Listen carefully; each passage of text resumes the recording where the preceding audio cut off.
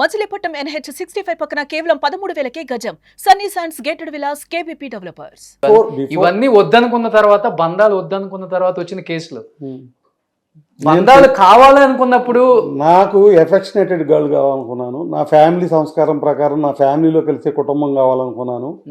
ఆ పిల్ల నాతో ఇప్పుడు నాకన్నా డామినేటింగ్ క్యారెక్టర్ వేరు, నాకన్నా మామయ్య అని ఒళ్ళో కూర్చున్నాం, లేదా పక్క చిన్నపిల్ల అయితే, పెద్ద పిల్ల అయితే పక్కన కూర్చుని నాకేంటంటే కూతురుతో ఎంత క్లోజ్గా ఉంటానో కోడలతో అంత క్లోజ్గా ఉండాలని నా కోరిక మొదటి నుంచి. ఓకే, నా పక్కన కూర్చుని అవసరమైతే నేను భుజం మీద చేసి చక్క ఫ్రెండ్స్ లాగా కౌర్లు చెప్పుకోవాలని నా కోరిక. అది నేను ఒక పిల్లని సెలెక్ట్ చేసుకున్నా.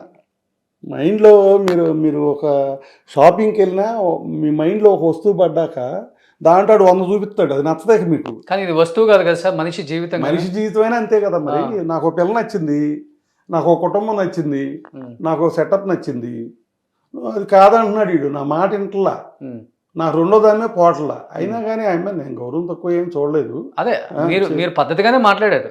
కాదు సార్, జరిగింది ఏంటంటే సరే కాంట్రవర్ట్ స్టేజ్. వాళ్ళ పేరెంట్స్ కూడా ఏమనుకున్నారు నాకైతే కాదు, కానీ నేనైతే మా పిల్లోడే నాకు దక్కనప్పుడు పోయేటప్పుడు ఇంకా మనకు అనవసరమేక అని ఓకే చెప్పేసాడు. ఓకే చెప్పేస్తే తాంబూలాలు జరిగినాయి. మా లోకల్ లీడర్స్ అందరం చాలా లిమిటెడ్ పర్సన్స్, బాగా ఇంపార్టెంట్ పర్సన్స్ 200 మంది తీసుకెళ్ళాము. వాళ్ళు ఎవరికి భోజనాలు కూడా చేయలేరు, వాళ్ళు ఎవరు తోపుళ్ళాట్లో. అరే ఎంగేజ్మెంట్కి 40 లక్షలు ఖర్చు అయిందన్న నిన్న నా ఇంటర్వ్యూలో ఆయన మీ వియంకరు. అట్లాగా 800 మంది భోజనాలు పెట్టాడు. ఇప్పుడు పెళ్లికి కూడా 2 కోట్లు ఏమైనా ఖర్చు అయిందని మీరు అన్నారు. చెప్పేద్దాను, దాదాపు 40 లక్షలు నేనే మళ్ళీ ఆఫ్ చేసుకొని పెళ్లి చేసుకుందాం అనుకున్నాము. ఆ సగం కూడా మా బావగారికి ఇచ్చేసానని కూడా చెప్పారు ఆయన. అది కూడా వైటే సార్. అబద్ధాలు ఎందుకు కానీ ఈ పిచ్చి మాటలో తాంబూలాలు ఖర్చు ఆయనే పెట్టుకున్నాడు. నాకు అబద్ధాలు చెప్పడం ఇష్టం ఉండదు. నేను చెప్పింది ఏదైనా మీరు ఇష్టం వచ్చిన ఎంక్వైరీ చేసుకోండి. ఎంక్వైరీలో నేను ఏదైనా చిన్న మాట అబద్ధం చెప్పినట్టు ఉంటే మీ చెప్పుతో కొట్టండి. నేను అట్లా చెప్పను, నాకు అసలు ఇష్టం ఉండదు. నేను చాలా ఫెయిర్. తప్పు చేశాను, అవును తప్పు చేశా, తిట్టా, అవును అంటా తప్ప దాన్ని తప్పించుకోవడం కొంత అబద్ధాలు ఆడను నేను. నా స్టైల్ అది. కొంచెం పల్లెటూరు భాష కదా మాది. సరే, ఇంత ఫెయిర్ ఉంటారు, స్ట్రైట్ ఫార్వర్డ్ అన్నారు కాబట్టి. కాదు సార్, ఇప్పుడు కోడలను కూడా తప్పించుకోవాలని చూసారా? ఇది వాస్తవంగా చెప్పేయండి. ఇంత జరిగిన తర్వాత హైడ్ అండ్ సీక్ ఏముందండి? ఇప్పుడు కోడలను వద్దనుకున్నారు. ఒక నిమిషం చెప్పనిచ్చాక అది చెప్తా. ఎట్లా అంటే వన్స్ ఇదంతా యాక్సెప్టెడ్ వాళ్ళ లవ్ని. 2 కోట్లు ఖర్చు పెట్టి పెళ్లి చేసాం. వాళ్ళు ఏమో 1000 రూపాయలు పెట్టి పెళ్లి చేశారంటారేమో నాకు తెలీదు. 2 కోట్లు ఖర్చు పెట్టి 10 ఎకరాలు ల్యాండ్లో పార్కింగ్లు, సెట్టింగ్లు, లేకపోతే డైనింగ్లు, తర్వాత ఇవన్నీ చేసాం భారీగా. అది ఎందుకు జరిగిందంటే ఆ విషయంలో మా అయ్యంకుడు నేనే అన్నాం. ఎందుకంటే నేను పబ్లిక్ ఫిగర్ని. పబ్లిక్లో కూడా విఐపి పబ్లిక్ కాదు, నాది మాస్ పబ్లిక్. అందరిని పిలవాల్సి వస్తుంది. నేను అసలు పిలవను. 25,000 మంది వస్తారు పిలవకుండా నా ఇంట్లో ఫంక్షన్ అంటే. నాకు చిన్న అపకారం జరిగింది, నాకు చిన్న నొప్పి వచ్చిందంటే 2-3 వేల మంది వస్తారు నన్ను చూడటానికి. ఈరోజు ఇంత డ్యామేజ్ అయితే ఒక్కరు కూడా రాలేదండి సార్. ఎందుకు రాలా? ఎక్కడ రావాలి? మీ స్టూడియోకి రావాలి. స్టూడియో కని కాదు, ఎక్కడ వాయిస్ కూడా వినిపించలేదు ఎవరు కూడా. అది దానికి చెప్తా. 25,000 మంది మా ఫాదర్ చచ్చిపోతే అయ్యారు భోజనాలకి వాటికి. మా అయ్యంగుడి గారికి చెప్తే బావగారు ఏమనుకోమాకండి, నా పెళ్ళి దండ్ల పెళ్ళి, కమ్యూనిస్ట్ పెళ్ళి చేసుకున్నా. మా పెద్ద పాప ఏమో లవ్ మ్యారేజ్, రెడ్ల కుర్రాడిని, ఆమె వెళ్ళి చేసుకుంది, నేను చేయలేదు. ఇది ఇప్పుడు ఏంటంటే మిమ్మల్ని బట్టి నేను ముందుకొచ్చి ఖర్చు పెట్టే పరిస్థితి వచ్చింది. తాంబూలాలకి ఆయన 5 కోట్లు అయింది అంటారో లేదా ఏమంటారో నాకైతే తెలియదు, కానీ భోజనం మాత్రం ఆయన ఒక 500-600 మంది పెట్టాడు. 120 సీటింగ్ చిన్న కళ్యాణ మండపం. ఇంతకన్నా డబుల్ ఉంటుంది మండపం. 10 కార్లు మించి పట్టం అక్కడ. పార్కింగ్ లేదు, ఏమీ లేదు.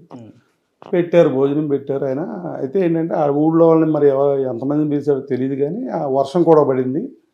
భోజనం చేయటానికి మీ బోటోళ్ళు భోజనం చేయటానికి అక్కడ అనుకూలంగా లేదు. సో అందరూ పెద్దలందరినీ వెంట తీసుకెళ్ళి దారిలో రెస్టారెంట్లో కూర్చోబెట్టి భోజనం చేసి పంపించాం. నెక్స్ట్ కూర్చుని మాట్లాడుకున్నప్పుడు మరి ఇది ఏంటి బావగారంటే అక్కడే చేద్దాం. అక్కడైతే అట్టగండి మా పరిస్థితి, మరి చుట్టాలు వస్తారు కదా, జనం వస్తారు కంటే నాకు ఆ సెట్టింగ్ లేదు, ఎప్పుడు నేను అలా అలవాటు కూడా లేదు, అలా చేయలేదు అన్న. ఓకే అండి, కావాలనుకున్నాం కదా, మేము ఎలా 10:30 కల్లా చూసుకోవాలి అంతే కదా. అక్కడ ఓకే సార్, అయితే పాపని మా ఊరు పంపించేయండి, నేను చేసుకుంటాను, మా అమ్మాయి అనుకుంటాను. ఎందుకంటే కమ్మారులో ఆడపిల్ల ఇంటి దగ్గర అమ్మాయి ఇంటి దగ్గర చేస్తారు. సో గౌతమి నా కూతురు అనుకుంటాను, మా ఇంటికాడే చేసుకుంటాను పెళ్ళాను. నాకు 20,000 మంది 25,000 మంది తప్పదు అవుద్ది. ఇంట్లో కూడా ఫస్ట్ పెళ్ళే కదా, పాపకంగా చేయలే. తప్పదండి, ఏమనుకోవద్దండి. ఆయన ఆంధ్ర చేశాడు నా మాటని, చేసి అలాగే చేసుకోండి అన్నాడు. అయితే కండిషన్ ఏంటంటే, నా దగ్గర మీరు చెప్పే రేంజ్ పెళ్ళికి డబ్బు లేదు. మోరోవర్ ఏంటంటే అంత ఆర్గనైజేషన్ కూడా నేను చేయలేను. మీరు చేస్తానంటే నేనే అడ్డం మనం చేసుకోండి అన్నాడు. అసలు ఆయనకి మాకు మధ్యలో కట్నాలు కానీ డబ్బులు కానీ గోల ఎప్పుడు రాలా. ఆయనే చెప్పారు, నాకున్నది ఏదో 2 పిల్లలకి ఇచ్చుకుంటాను బాబుగారు, 2 ఉన్నారు పిల్లలు, నాకు 2కి సమానంగా ఇచ్చుకుంటాను అన్నారు. నేను చిన్న మాట ఒకటి అన్నా, మరి అబద్ధాలు అడొద్దు అంటున్నారుగా, కలపాపకి ఇల్లు కొని పెట్టారుగా దిల్సుఖ్ నగర్లో, మరి చిన్నల్లుడికి కూడా కొని పెడతారా అన్న. అంటే బావగారు, పెద్ద పాపకి అసలు నేను ₹1 ఖర్చు పెట్టలేదు, చిన్న పాపకి ఏదో ఇప్పుడు నాకు ఖర్చు ఉంటుంది, మీతో అయ్యానంటే ఎంత వద్దనుకుని నాకు ఖర్చు ఉంటుంది కదా, సో ఆ ఖర్చు ఆ ఇల్లు అనుకోండి అన్నాడు. ఓకే అన్న, నవ్వుకున్నాం. మా వివరాలు కూడా మంచిగా మాట్లాడింది, అంతా ఓకే. నాకు వివరాలంటే చాలా ఇష్టం. గౌతమి వాళ్ళ అమ్మంటే నాకు చాలా ఇష్టం. కోర్స్ ఆమె కులంలో వేరే కులం అయినా, మేము చౌదరీస్ అయినా, మా చౌదరీస్ కన్నా గొప్పదాన్ని. అసలు ఆమె మాటలు కానీ, ఆమె గవర్నమెంట్ టీచర్. ఇప్పుడు ఏంటంటే ఆడపిల్లకి ఏదో అన్యాయం జరిగిందని తేడా మాట్లాడొచ్చాము, కానీ ఆమె తేడా మాట్లాడదు. చాలా కూడా మా అల్లుడు మంచోడే అంటుందిలే. అసలు ఆమె మంచిది, మా అల్లుడి సంగతి పక్కన పారేయండి. ఆమె చాలా మంచిది, ప్రతివత, సాధ్వికురాలు, కుటుంబాన్ని లాక్కొచ్చిన మహాతల్లి, అంత గొప్ప. మా ఈయంకుడు ల్యాండ్ లార్డ్ అని చెప్తున్నారు, అది అంటున్నారు, ఏవో చెప్తున్నారు. ఆయన 12 ఎకరాలు ఇళ్ల స్థలాల పొలమే ఉంది, ఒక 40 ఎకరాల ల్యాండ్ ఉంది, మేము మంచి ల్యాండ్ లార్డ్సే, మాకు లేదని ఎందుకు అంటున్నారు అనే మాట కూడా ఆయన కూడా మాట్లాడారు. ఆయన కన్ఫర్మ్గా ల్యాండ్ లార్డే, దాంట్లో డౌట్ లేదు. కానీ ల్యాండ్ ఏంటంటే అప్ ల్యాండ్, అది దేవినేని రమణ మా బ్రదరు ఎలక్షన్స్లో తిరిగినాడే. అయ్యి అక్కడ బోర్లు ఉండవు, వర్షాధారంతో పంట పండాలి, వర్షం పడకపోతే పంట పడిపోతుంది, రిస్క్. ఇవి ఆయన ఆస్తుల వివరాలు, ఆయన పొలాల వివరాలు దాంట్లో ఉన్నాయి, సర్వే నెంబర్లు, ఎవరి పేరు ఎంత ఉంది ఏంటో అన్నీ ఉన్నాయి. 6 ఎకరాలు 90 సెంటు మా వివరాల పేరు అని, ఇంకోటని. ఓ ప్లాట్ 40 ఎకరాలు ఉంది ఆయనకి. లేదు, 40 అంటే నాకు అవన్నీ కదా. ఓ ప్లాట్ అయితే 27 ఎకరాలు.